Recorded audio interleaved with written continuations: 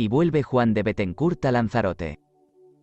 Entraba en el proyecto del conquistador de las Canarias traer a estas islas a Madama de Bethencourt, su mujer, a fin de que su presencia en el teatro de sus hazañas añadiese impulso a su valor, y, dando pruebas aquella señora de que no era indigna de tal marido, dejó la Normandía, así que recibió sus órdenes y vino hasta Sevilla con entera firmeza de ánimo, pero nuestro campeón, quizá por haberlo reflexionado más despacio, determinó excusarla el trabajo de que le siguiese tan lejos y, cuando llegó a Cádiz a disponer su viaje para Lanzarote, se despidió de ella y la hizo volver a Francia con el señor Enguerrand de la Boissière, quien desempeñó esta comisión con más fidelidad que la del manejo de los 20.000 maravedís. El señor Juan de Bethencourt entró en el puerto de Rubicón a principios de 1404 con un considerable refuerzo. Sométese el rey Guadarfía y se bautiza con los demás lanzaroteños. Aunque su llegada excitó el regocijo público, no hay duda que el mismo conquistador tomó la mejor parte para sí, cuando después de haber abrazado a sus amigos, vio a sus pies postrados contra el suelo muchos isleños, nuevos cristianos y, consiguientemente, nuevos vasallos suyos. Este género de cortesía que usaban aquellos naturales, hizo tan agradable impresión en todos que no hubo quien no llorase de alegría. Pero todavía fue más completo el júbilo cuando, 3 días después, se dio a prisión el rey Guadarfía con otros 18 sujetos de los más principales, quienes fueron traídos con un gran botín de cebada y otras provisiones. Este golpe se pudo llamar decisivo. Aquel príncipe, siempre más poderoso que sus prisiones, creyó debía someterse a la fortuna del vencedor, pero, no queriendo descender de su trono de pieles sino como monarca, dueño de disponer de su libertad, habiendo pedido que le llevasen a la presencia de Bethencourt, luego que le divisó se arrojó contra el polvo para confesarse vencido. Bethencourt, Gadifer, los españoles, los franceses, los isleños y en fin todos le abrazaban y se abrazaban entre sí, vertiendo lágrimas de gozo. Desde el 20 de febrero, que era jueves antes de Carnestolendas, empezó Guadarfía a hacer las más vivas instancias para que se le administrase el bautismo y, pareciendo sinceros sus deseos, se ejecutó aquella solemne ceremonia el día 1 de Cuaresma por el señor Juan Le Verrier, que le había antes catequizado. Púsosele por nombre Luis, y el señor de Bethencourt le sacó de pila. Este ejemplo fue como la reseña general, que hizo alistar en el cristianismo a todos aquellos isleños con tan vivas ansias que corrían al bautismo aún sin ser llamados. Tal fue el primer triunfo de la religión en el mar Atlántico. Idea del catecismo compuesto por los capellanes Bontier y Le Verrier. Con este motivo compusieron los capellanes de la conquista un catecismo, a la verdad extremadamente sencillo, pero muy acomodado a la capacidad de aquellos bárbaros. La claridad, la precisión y, sobre todo, la noticia circunstanciada de ambos testamentos, reinan en esta obra con método superior al de nuestros catecismos vulgares. Consta de 6 capítulos. El primero trata de Dios, de la creación del mundo, del estado de la inocencia, del pecado de Adán, etc. El segundo, del diluvio universal, del arca de Noé, de la torre de Babel, etc. El tercero de Abraham, de Jacob, de Moisés, de la salida del pueblo de Israel de Egipto, de la idolatría en el desierto, de los profetas, de la encarnación del Verbo, del nacimiento, vida, milagros, pasión, muerte y resurrección de Jesucristo, etc. El cuarto de la venida del Espíritu Santo, de los apóstoles y su predicación, etc. El quinto del credo o símbolo de la fe. De los mandamientos del Decálogo, de las figuras de la ley antigua, etc. El sexto del Santísimo Sacramento de la Eucaristía, de la Misa, de la Confesión, del pecado mortal, de los milagros, de la resurrección universal, del juicio, etc. Designios de Bethencourt sobre las costas occidentales de África. Sin duda que, cuando Juan de Bethencourt hizo reflexión sobre las medras de sus armas, parece como que se embriagó de cierta gloria imaginaria, pues se propuso desde entonces nuevos proyectos, de manera que, aunque la conquista de todas las Canarias no solo no estaba concluida sino que parecía rodeada de infinitos peligros, la reputó por corta hazaña y extendió sus miras hasta el mismo continente del África. De aquí es que habiendo emprendido por este mismo tiempo una expedición a aquellas costas fronterizas, en una fragata con 15 hombres, las recorrió desde el Cabo Cantín hasta el Río del Oro, que está más allá del de Bojador, haciendo algunos cautivos en las entradas. Además de esto, aseguran nuestros autores que se aplicó a adquirir varias instrucciones y noticias relativas a la geografía de sus puertos y, en especial, los viajes de Fray Guillermo Rubruquis, franciscano, con el pensamiento de elegir uno para construir alguna fortaleza capaz de poner en contribución el país, pero, por desgracia, el corazón de Bethencourt fue siempre mayor que su poder, y tenía algunos enemigos domésticos que no le permitían salir a buscar otros más lejos. Disgustos entre Gadifer de la Salle y Juan de Bethencourt. El mismo Gadifer de la Salle, su amigo y compañero, con quien debía partir cuantas medras y reputación adquiriese, comenzó a darle los mayores disgustos.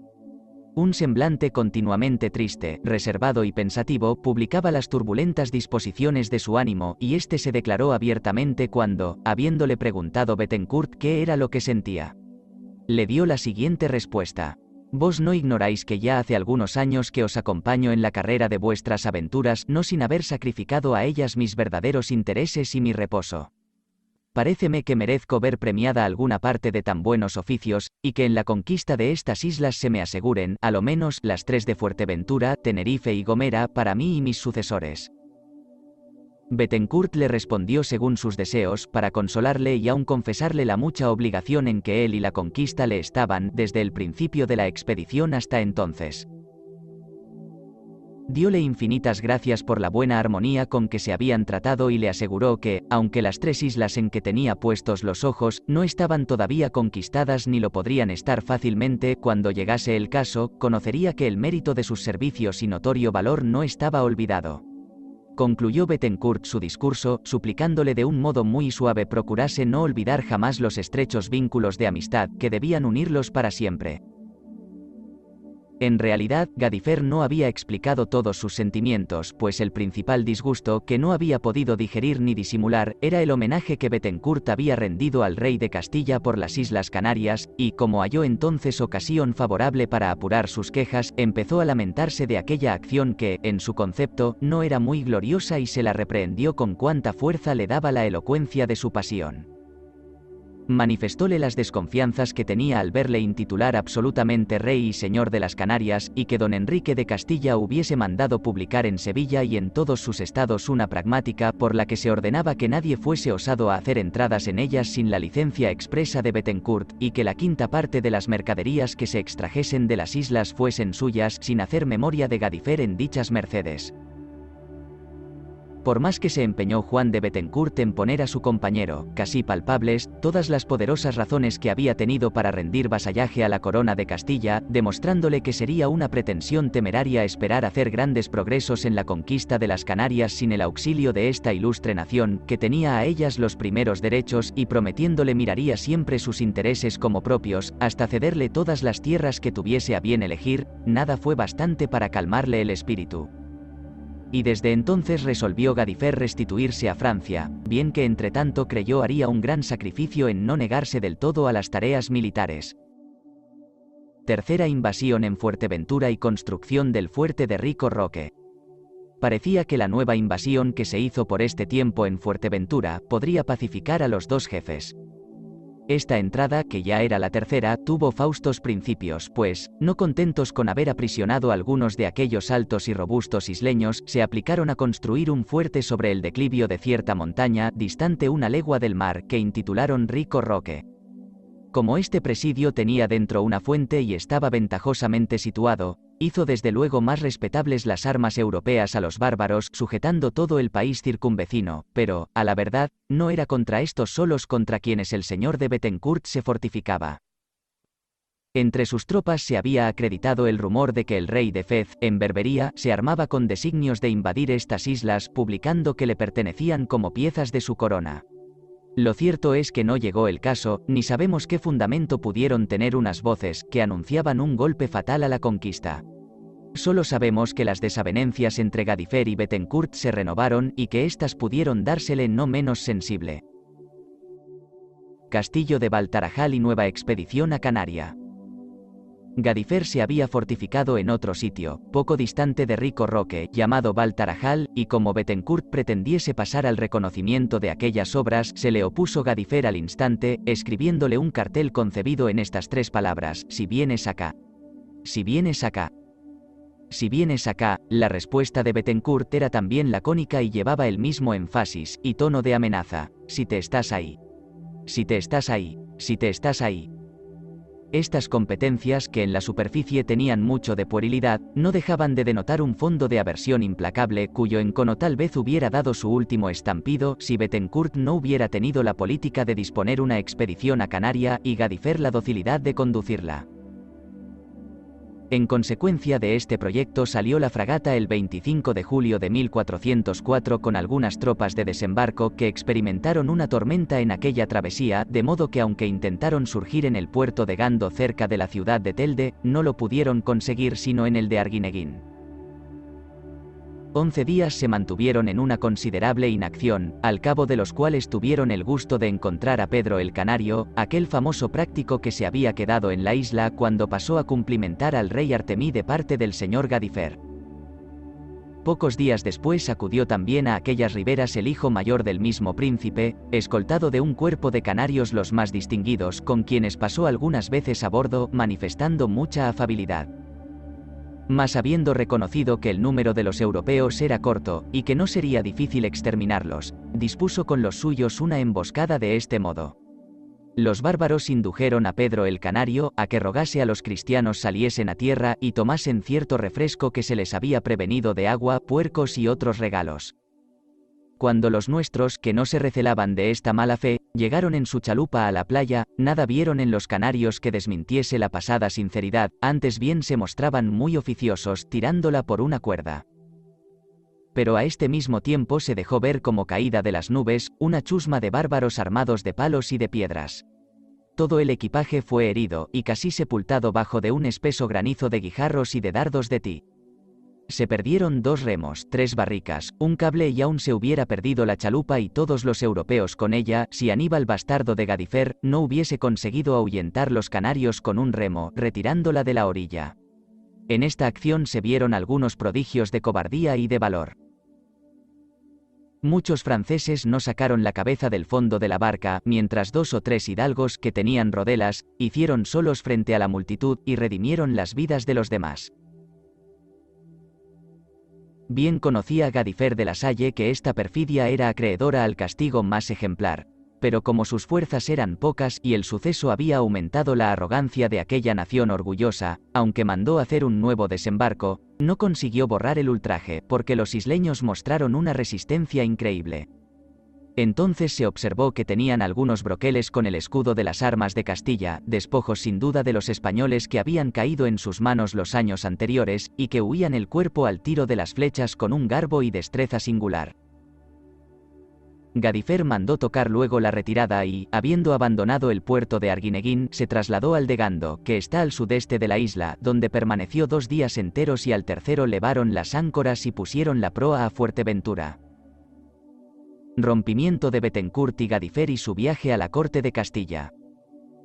Restituido a Fuerteventura, encontró cierta embarcación española que había conducido un refuerzo de gente y víveres recibido por Bethencourt como un don celestial. Es imponderable cuánto de un año a aquella parte estaban padeciendo nuestros conquistadores, por haberles faltado el pan de trigo, el vino y el vestuario. Pero en cambio de estas necesidades que no conocían los isleños tenían la satisfacción de experimentar la ferocidad de los majoreros más moderada. De ello fue prueba convincente que, marchando por aquellas campañas 10 soldados españoles de las nuevas reclutas, como extrañasen los naturales el porte de sus personas, porque no eran franceses, cayeron sobre ellos en número de 42, con tal denuedo que solo se pudieron salvar por una especie de prodigio. Otro tanto como agradaba a Gadifer esta distinción con que los isleños trataban las tropas francesas, le desagradaba el respeto con que los españoles consideraban a Juan de Bethencourt, de manera que por puntos se iba aumentando su envidia o su furor. Supo que Bethencourt estaba en la gracia de don Enrique III de Castilla y bajo su augusta protección, que este monarca había tenido la piedad de enviarle el último socorro y que no omitiría en lo sucesivo remitirle algunos aún mayores. Estas noticias lastimaron de nuevo el corazón ulcerado de Gadifer y, excediendo su dolor a su sufrimiento, tuvo la imprudencia de declarar a los españoles algunas verdades que pasaron por invectivas. Os parecerá, les decía, que Juan de Bethencourt ha obrado en islas alguna de las grandes hazañas que se han obrado, pues no es así. Otros sembraron para que él siegue, otros vencieron las desgracias para que él triunfe. ¡Qué reconocimiento el suyo! Os aseguro que Bethencourt es un hombre injusto y ambicioso. Cuando llegaron estas proposiciones a oídos de aquel jefe, no tuvo consuelo. Una persona de honor y probidad siente verse objeto de la envidia de sus amigos, y así, luego que tuvo la ocasión, le habló en estos términos: «Querido hermano mío, yo he de perder el juicio. ¿Será posible que os mostréis envidioso de mi reputación, cuando yo no la aprecio sino para pasarla a vos enteramente? A la verdad, nadie esperaría de Gadifer de la Salle semejante cosa, ni yo creía que jamás pudiera ser cierto que él se complaciese en ser enemigo de Juan de Bethencourt». Gadifer le replicó, con mucha entereza, que no pensase era el espíritu de envidia ni de otra cobarde pasión, el que dirigía sus bien fundados resentimientos, sino el considerar que, habiendo abandonado ciegamente su casa, sus caudales, sus esperanzas y aun su propia vida, en obsequio de aquella empresa, se hallaba en vísperas de perderlo todo, que ya iba conociendo que cuanto más tiempo permaneciese en las Canarias, tanto más se arruinarían sus intereses, pues la cesión de las 3 islas que había propuesto de industria se le dilataba. En vano apuró Bethencourt toda su elocuencia, buscando expresiones dignas de contentarle. El rompimiento llegó a lo último y ambos se embarcaron aceleradamente para España en 2 bajeles diferentes, a fin de defender sus derechos delante del rey de Castilla. Abandona las islas Gadifer de la Salle. Su elogio. Luego que estos famosos litigantes llegaron a Sevilla, se pudo pronosticar, sin demasiado esfuerzo de sagacidad, cuál saldría vencedor, porque Bethencourt no solo tenía en aquella corte poderosos amigos, sino que el mismo monarca le había recibido bajo su protección y amparo. Así, nadie debe admirarse ni de que las pretensiones de Gadifer pareciesen extrañas, ni de que este caballero tomase el triste partido de volverse a Francia con las manos vacías. Sin embargo, es cierto que nunca depuso su carácter, esto es, el carácter de un hombre activo y extremadamente aficionado a la vida caballeresca de su tiempo, pues sabemos que en 1409 se halló en la guerra que se hacía en los estados de la República de Génova. La memoria del señor Gadifer o Gaiferos de la Salle debe ser apreciable para los canarios, y no haríamos justicia a su mérito, si no le contásemos entre los primeros héroes de nuestras conquistas. Retorna Bethencourt a sus conquistas con nuevos privilegios. Libre Juan de Bethencourt de un concurrente que hubiera balanceado su autoridad, procuró obtener del rey de Castilla nuevas letras patentes, por las cuales se le hacía merced del Principado de las Canarias, con facultad de batir moneda y recaudar la 5ª parte de las mercaderías que se extrajesen del país. Estas reales cédulas, selladas y firmadas del mismo rey, se le despacharon por un escribano de Sevilla, llamado Sariche. Pero aún disfrutó Bethencourt en aquella ciudad otras finezas no menos distinguidas, pues, cuando determinó partirse, le hicieron todos los magnates varios presentes de armas, víveres y dinero. La brevedad y fortuna de este expediente no fue todavía bastante para sosegarle, porque como Aníbal, bastardo y poderaviente de Gadifer, había quedado en islas, se receló de sus maquinaciones y trató de retirarse a ellas con tal celeridad que, cuando sus amigos le consideraban en España, le vieron entrar en Fuerteventura a 7 de octubre de 1404.